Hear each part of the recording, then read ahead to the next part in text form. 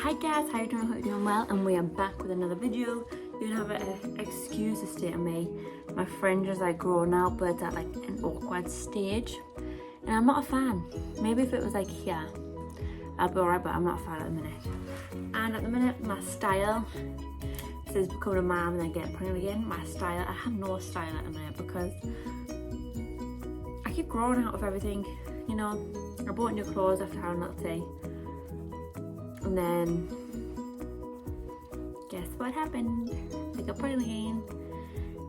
So the clothes I did buy, I don't fit in now. Anyways, off subject.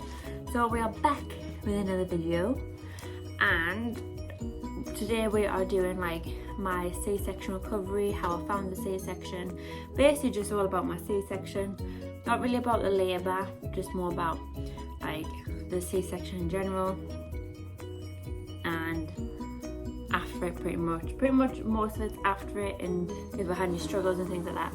So basically it's a little Q&A on my C-section recovery, and these are just a few questions that have been asked. So I thought I'd do a quick video while baby is asleep, and hopefully he does stay asleep, and just answer your questions really. So if you like this video, please like, comment and subscribe, and let's get into it. So I have got my notepad and my pen because I was writing down everyone's questions, because obviously I film on my phone, so I can't really flick through all the questions. So we're just going to go straight into it. So basically, if you don't know, I had a C-section with my first baby. He was back to back. His head, I got induced, his head was swollen to the point I physically couldn't push him out. They tried using the suction cups to turn around and then get him out, but he just wasn't turning. He was like kind of pushing himself all the way back up. So I was like trying to push him down, but he was like fighting it and pushing himself back up. So I just ended up in a C-section at the end of it. C-section itself was alright. I was pretty out of it.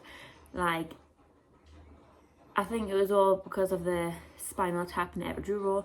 Like, my body do not do good with drugs, so I was literally like, I kept like dozing off asleep. So I think it took literally like 10 minutes to get a little tea out, and then obviously the whole stitching up and things like that, that was about 45 minutes. Then obviously after the C-section, you get put into a recovery room for an hour to make sure that the spinal tap is, you know, coming down your body so they know it's wearing off.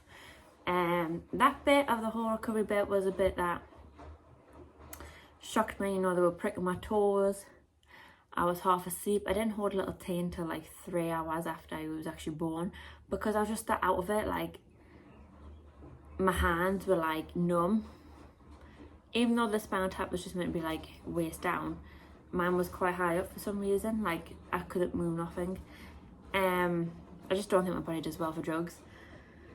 So yeah, we were in there for an hour, just make sure everything was all right. Obviously I had me surgical socks on. They had to stay on for 10 days after the surgery as well. They were just pricking my toe like every 20 minutes, and I don't even know why they were pricking my toe, but they kept pricking my toe. But once we're out that recovery room, obviously we went in our room. Obviously that was all right. Tony went straight to sleep because Tony wasn't allowed to sleep during any of it. Pretty much he had to stay awake, and we were there for like 4 days, so he had very little sleep. I felt fine. At this point, the spinal tap took about, they normally say about 6 hours before you can get back on my feet, but mine took about 7.5 hours. Like I said, I think it's just the way my body doesn't handle drugs very well. So my body took a little bit longer. Like, they tried to stand us up at 6 hours, but my legs were like heavy, they were numb. I physically couldn't move them. Like, they tried standing us up, and I just felt like I collapsed, which hurt us even more. But it is what it is. Like, most women can stand up after 6 hours. Me, it was 7.5. And then I was fine, you know. They gave us some oral morphine. You know, I felt fine, like not too much pain. But obviously when the oral morphine wore off, obviously that's when the pain started hurting. And obviously because you have a catheter inside of you, you don't feel like you need a wee, but you can feel like the pressure on your scar. So you're like, they give you 2 of these little sick buckets, and they tell you they want you to wee 2 of them before you're allowed to leave the hospital. So I tried, you know, I think I was on the toilet about 45 each time to try and fill up these stick buckets, and I did. Not much, but you know, I think it's just so they know you're passing uni again, you can actually do it. But yeah, that was a hard bit because you don't want to try and tense your belly to push the way out, because obviously they've cut through your skin, your tissue, your muscle. So you pushing hurts your scar even more, especially when like the spinal tap wears off and the oral morphine wears off and you're not allowed any more drugs. Like, that pain really hurts. Like, I think I walked hunched for about 2 days or 3 days straight until the pain eased off a little bit, because the first few days it was horrific when the painkillers were off. And they only gave you strong painkillers for 2 days, and that was it. Like, they didn't give you painkillers for very long. But yeah, so they made us wait and that. You know, it took us a while, but I eventually did because I really wanted to go home. Like, I was sick of going in the hospital. Tony just wanted to sleep, but obviously people were in every hour checking my blood pressure, checking the baby, checking me. So obviously we had people in and out all the time. So Tony really couldn't sleep. And then I kept unsettling the baby, like little Tay as well, because obviously they were constantly waking him up, and then I had to resettle him. So we didn't really sleep, especially after like all that. We just wanted to go home at this point. So yeah, I think we left 24 hours after the whole surgery. We left at, so it was born at 12:30 Saturday morning. We left at about 1:30 Sunday. And we came home, you know, like, I didn't want to go in the bath or nothing because I was scared. Well, you're not allowed in the bath, you have to have like a sponge bath. And don't get me wrong, I felt Megan, like, obviously I hadn't had a shower in like 2 days. Or it was 3 days by the Sunday, but I was just knackered. I literally had my pyjamas on. I left the hospital in the pyjamas, came home and went to bed. But when I went to bed, obviously there's a certain way you need to get in and out your bed, just so you don't hurt your skull. Like, you have to roll yourself off your bed. You can't just lift yourself up, because you need to not use your muscles, which I didn't realise how often you use your tummy muscles until you try not to use them. Because you know when you use them, because you feel the pain of the scar, I tell you that. But yeah, the pain I was rubbish with. Like, the whole recovery, I was rubbish. I think it took us about 8 days to fully like get on my feet to the point where I could do things, like little things like wash bottles, cook tea, without it hurting. But I couldn't. I think it took about 2.5 weeks until I could actually like leave the house, type thing. You know, like, get in and out of a car without it really hurting us and things like that. I could go on like dog walks and things like that, but I only did like 20 minutes after 2.5 weeks. But the whole recovery takes about 8 weeks to like fully heal. But I think I was like fully back on my feet by 2.5. But obviously you still have to be careful, because your insides are still healing. Even if you feel fine on the outside, you know, your inside's still healing.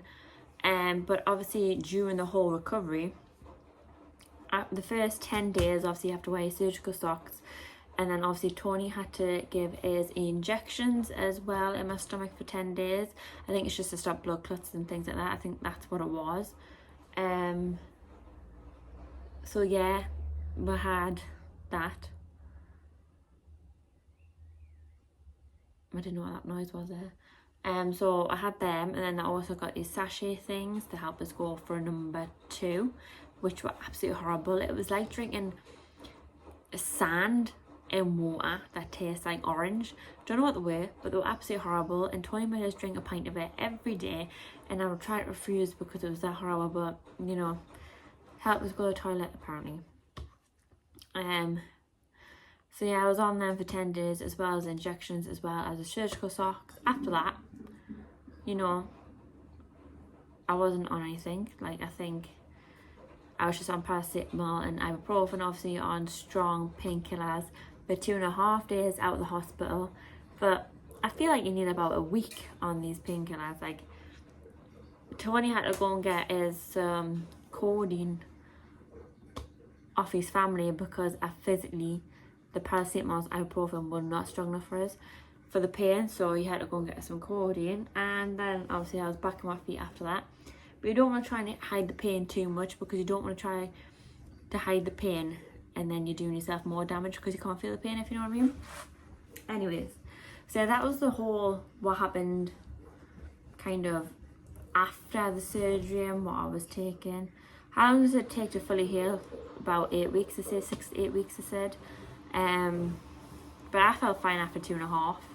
How long did the pain last? Like I says, I could fully do stuff about after 8 to 10 days, but I would say fully no pain was about 2.5 weeks. The worst pain was if you didn't go for a wee regularly, you felt the pain. Like it says, like it's like your stitch or something inside you starts hurting. So I had to make sure I went to the toilet like regularly, or when I woke up in the morning after not weeing all night, the pain was real. Did I have any struggles in the recovery? I would say not being able to help Tony. So Tony had to clean the house. He had to make sure I ate. He had to make sure I had my medication. He had to look after the dog. He had to look after the house. And then obviously we had the baby. Obviously I looked after the baby in bed during the day, but Tony wanted to make sure I was recovering, so he was watching the baby during the night time, so he wasn't really chilling, and it like upset us because he wasn't eating because he was making sure I was looking after the dog, the baby was, but then he wasn't eating until like 8-10 o'clock at night. So obviously my mum and dad were off as well, obviously just for an extra helping hand, because mum had to help us wash my hair and everything like that because I couldn't do it, so I had to put my hair in the sink and she had to wash it for us. So she helped with things like that because obviously Tony's not good when it comes to hair. And then obviously she did help with making sure we had clean baby clothes, baby milk, you know, we had food in. She did bring Tony some McDonald's down every now and then, but just not every day, but she did try to make sure he was eating, because obviously I did tell her, you know, I'm worried about Tony because he's not looking after himself, he's too busy looking after all of us, making sure the house is clean for her, making sure little T's bottles were sorted, you know, everything was on his chest because I couldn't help for the first couple of days. And that is what we argued most about, because I tried to get out of bed, and I did get out of bed, and I was just trying to make sure he had breakfast in the oven. I was trying to make him bacon sandwiches. I was trying to do little T's bottles when he was out on a dog walk. I was trying to sneakily do little jobs so it would help him. But then you was getting annoyed with this because obviously you only had 2 weeks maternity off, and he wanted to make sure I was fully recovered without hurting myself even more, to the point that he needs more time off, but obviously it'd be unpaid because he wouldn't be on maternity leave, he didn't have any more holidays. So he was just making sure I rested, so when he went back to work I could look after the dog, I could look after myself and the baby. So I understood that, but then I felt like he wasn't looking after himself, so then it was getting me upset to the point we were arguing pretty much. And I think that was the hardest thing about recovery, was feeling useless. Yes, I was still looking after the baby during the day, but then Tony was looking after him during the night as well as everything else during the day. You know what I mean? Like, he had a lot on his chest. Yeah, so I think that's what affected us the most. But that pretty much cuts everything really. So yeah, if you like this video, please like, comment and subscribe, and I'm going to end it here before baby wakes up. And yeah, any more questions, just let us know and I will answer them. But yeah, I know this video might be a bit here and everywhere because I feel like I just ramble on, and I do apologise. I feel like I ramble on and I jump to one thing to another thing, but you get the gist of what happened anyways. But yeah, if you like this video, please like, comment and subscribe, and I'll see you next time.